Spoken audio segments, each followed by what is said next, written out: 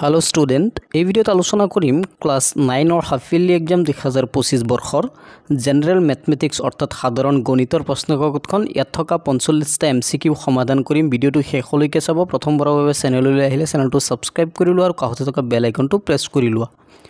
তো প্ৰথমতে আছে 1 নম্বৰত 1/2 এটো পাৰ্চেন্টেজ অৰ্থাৎ ভগ্নাংশ ৰূপটো কিমান হ'ব 1/200 অপশন সি টু শুদ্ধ 1/200। নেক্সট তলৰ কোনটো এটা অপৰিমেয় সংখ্যা হৈছে অপশন সি টু চোৱা এটো হৈছে অপৰিমেয় সংখ্যাৰ উদাহৰণ। নেক্সট সংখ্যা ৰেখাৰ ওপৰত থকা প্ৰতিটো বিন্দুৱে নিদৰ্শন কৰে কি? সংখ্যা ৰেখাৰ ওপৰত থকা প্ৰতিটো বিন্দুৱে নিদৰ্শন কৰে এটা অদ্বিতীয় বাস্তৱ সংখ্যাক নিদৰ্শন কৰে। নেক্সট 1/8 এইটোক হৰ পৰিমেয়কৰণ কৰিব সংখ্যাটো হৈছে হৰ পৰিমেয়কৰণ কৰিলে এটো আমি অপশন ডি নম্বৰটো শুদ্ধ এটো পাম। তাৰ পিছত শুদ্ধটোটো বাছি উলিয়াব লাগে। প্ৰতিটো পূৰ্ণ সংখ্যা এটা স্বাভাৱিক সংখ্যা এটো হ'বগৈ অশুদ্ধ। প্ৰতিটো অখণ্ড সংখ্যা এটা পৰিমেয় সংখ্যা এটো হ'বগৈ শুদ্ধ। গতিকে অপশন ডি নম্বৰটো শুদ্ধ, বি শুদ্ধ কিন্তু এ অশুদ্ধ। নেক্সট যদি x² = 64 তেন্তে x = what? x/1/3 এটোৰ মান কিমান? অপশন অপশন সি নম্বৰটো শুদ্ধ 2। তাৰপিছত 7 নম্বৰত চোৱা উক্তি এটা আছে কাৰণ এটা আছে। শূন্যটো পৰিমেয় সংখ্যা হয়। শূন্যক p/q আৰ্হিত অৰ্থাৎ p/q অখণ্ড সংখ্যা q = 0 প্ৰকাশ কৰিব পাৰি। এইটো শুদ্ধ অপশনটো হৈছে গৈ অপশন এ আৰু r দুয়োটাই শুদ্ধ আৰু r এৰ শুদ্ধ ব্যাখ্যা হয়। আগবাঢ়িছো কুৱেশ্যন নম্বৰ 8 লৈ। কুৱেশ্যন নম্বৰ 8 ত আছে 125 - 1/3 ৰ মান হৈছে অপশন সি নম্বৰটো শুদ্ধ 1/5। 9 নম্বৰ চোৱা 2 আৰু 2.5 ৰ মাজত থকা পৰিমেয় সংখ্যা হৈছে অপশন বি। তাৰ পিছত 10 নম্বৰটো চোৱা 10 নম্বৰটোৰ শুদ্ধ উত্তৰটো হৈছে অপশন সি। তাৰ পিছত আগবাঢ়িছো কুৱেশ্যন 11 তল কোনটো দশমিক বিস্তৃতি পৰিসমাপ্তি 2/3 এটোৰ শুদ্ধ উত্তৰটো হৈছে অপশন ডি 3/8।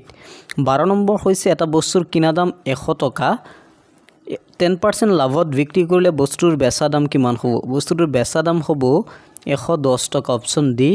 তাৰ পিছত 13 নম্বৰটো চোৱা যদি p whole x = 3x² - 1 হয় তেন্তে p 1/√3 ৰ মান কিমান হ'ব? অপশন এ শুদ্ধ 0। তাৰ পিছত অপশন 14 5x³ + 4x² + 7x বহুপদটোৰ মাত্ৰা কিমান? শুদ্ধ উত্তৰটো অপশন ডি 3। তলত দিয়াবোৰক কোনটো বহুপদ নহয়? অপশন এ নম্বৰটো বহুপদ নহয় কাৰণ 1/x² + 2 এইটো বহুপদ নহয়। 16 নম্বৰটো চোৱা 16 নম্বৰত আছে 2 - x² + x³ বহুপদটোৰ x² ৰ হৰক কিমান? অপশন বি নম্বৰটো শুদ্ধ -1টো শুদ্ধ। তাৰ পিছত যদি x + 1 2x² + kx বহুপদটো এটা উৎপাদক হয় তেন্তে k ৰ মান হ'ব অপশন সি 2।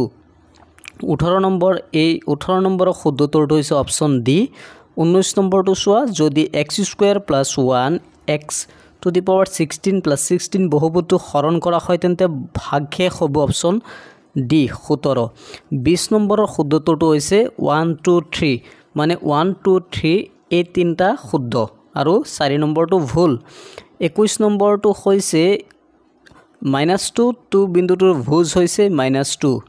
22 নম্বৰলৈ আগবাঢ়িছো x অক্ষৰ সমীকৰণটো হৈছে y = 0। 23 নম্বৰত চোৱা এই চিত্ৰ থকা p বিন্দুৰ স্থানাংক হ'ব 3 - 2। 24 নম্বৰৰ শুদ্ধ উত্তৰটো হৈছে অপশন সি।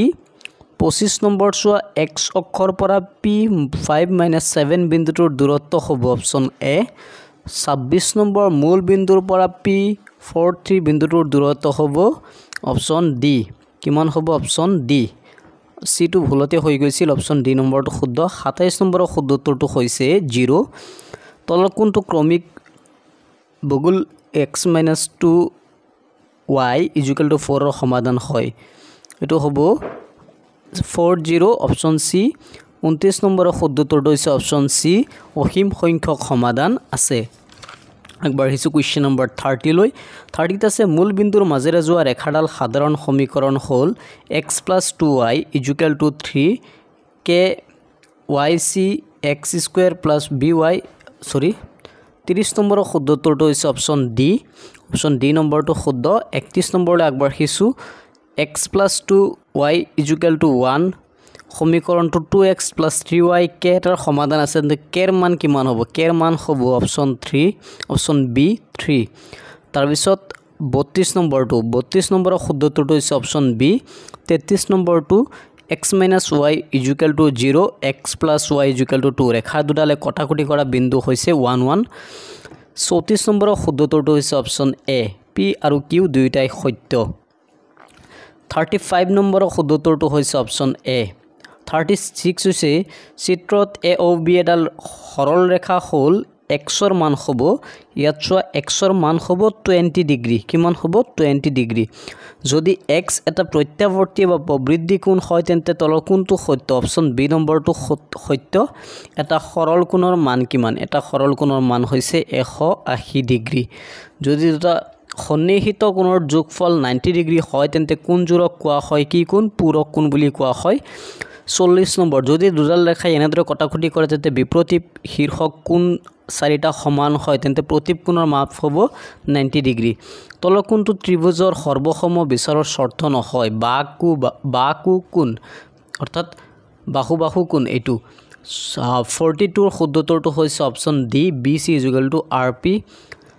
43 ত্ৰিভুজ ABC angle B angle C = 45 degree হয় তেন্তে দীৰ্ঘতম বাহুটো হ'ব অপশ্যন বি বি চি। 44ৰ শুদ্ধ উত্তৰটো হৈছে 50। 45ৰ শুদ্ধ উত্তৰটো হৈছে যদি সমকোণী ত্ৰিভুজ এটাৰ সূক্ষ্মকোণ 50 ডিগ্ৰী হয় তেন্তে আনটো কোণৰ মাপ কিমান? 40 ডিগ্ৰী। সৰল কৰিব দিছে। ছেকশ্যন বিত 2 নম্বৰীয়া কুৱেশ্যন 5টা আছে চাই লোৱা বাৰু। তাৰপিছত এইপিনে 2 নম্বৰীয়া কুৱেশ্যন। মৰমৰ ছাত্ৰ ছাত্ৰীসকল ভিডিঅ' ডেছক্ৰিপশ্যনত হোৱাটছআপ চেনেলৰ লিংক দিয়া থাকিব তাত জইন হৈ ল'ব পাৰিবা। তাৰপিছত 3 নম্বৰীয়া কুৱেশ্যন আছে এইপিনে আকৌ 4 নম্বৰীয়া আৰু এটা 5 নম্বৰীয়া কুৱেশ্যনো আছে। গতিকে এইখিনি আছিল বাৰু আজিৰ ভিডিঅ'টো। মৰমৰ ছাত্ৰ ছাত্ৰীসকল ভিডিঅ'টো ক'ৰ পৰা চাইছা? পৰীক্ষা যদি মৰিগাঁও ডিষ্ট্ৰিক্টৰ পৰা চাইছা পৰীক্ষা কেনেকুৱা হৈছে নিশ্চয় কমেণ্ট কৰি জনাবা। চেনেলটো ছাবস্ক্ৰাইব কৰি ৰাখিবা। নটিফিকেশ্যন বেল আইকনটো প্ৰেছ কৰি ৰাখিবা যাতে ভিডিঅ'ৰ নটিফিকেশ্যন তোমালোকে লগে লগেই পোৱা। আজিৰ কাৰণে ইয়াতে সামৰিলোঁ। ধন্যবাদ।